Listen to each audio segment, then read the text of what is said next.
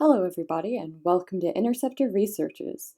Today I'm going to be talking about one character in Shadows of the Damned, a Grasshopper Suda-51 horror shooter from 2011. So there will be spoilers for one of the bosses. I will also note two caveats. One, I haven't played this game myself. I'm actually watching the Beard Bros play through this, and when they encountered this villain George Reed, the mythological parallel was too obvious not to share.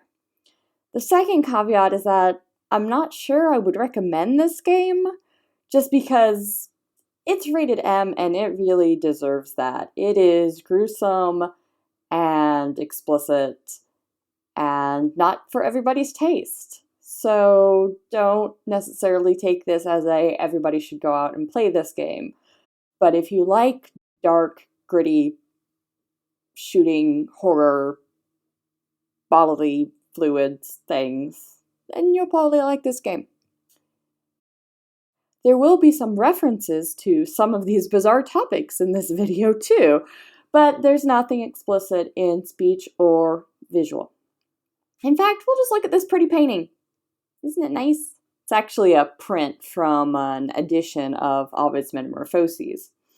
And it's a picture of the Greek character Erysichthon, not the demon from Shadows of the Damned. The demon, originally George Reed, is actually a victim. Due to tapeworm, which is weird but seems to be true, George is always hungry, and in desperation he eats himself. Poor George.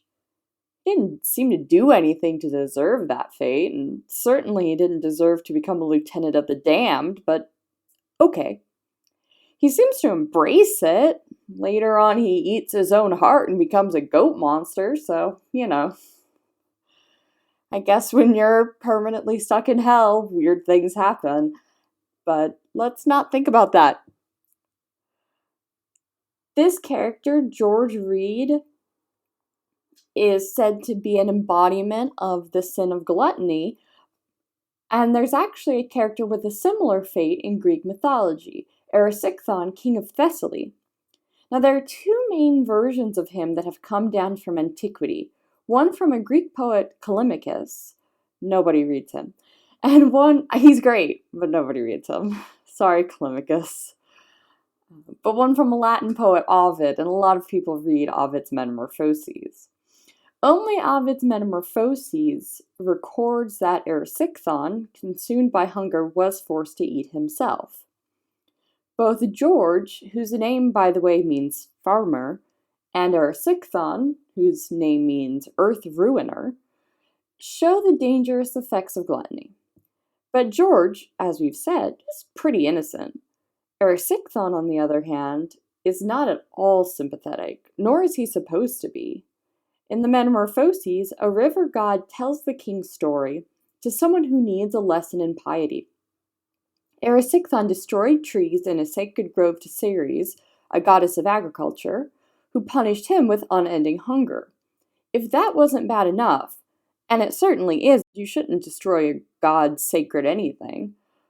Once he started to run out of money for food, he began to sell his daughter to men. Wow, this guy deserves to be a demon. Thankfully, his daughter has the ability to shapeshift, so she escapes from every man she is sold to. Unfortunately, Erysichthon thinks that her ability is great. It means he can sell her more and more. Do you see why I find George Reed really sympathetic in comparison to this guy? But even this scheme doesn't give him enough food, and he ends up eating himself. That's a good lesson from the ancient world.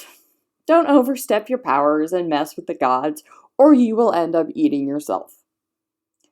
I guess the lesson from George is just see a doctor if you're not feeling well. That's a good lesson too. I'm not going to talk about George's goat form today, but there is something very powerful about that image all the same. Goats being an early animal sacrifice and somewhat bizarre animals all on their own. It reminds me a little bit of the chimera with the lion, goat, snake body.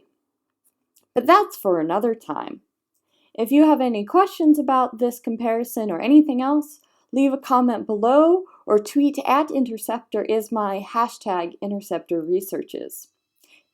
Take care and don't violate any divine laws. Until next time, Interceptor out.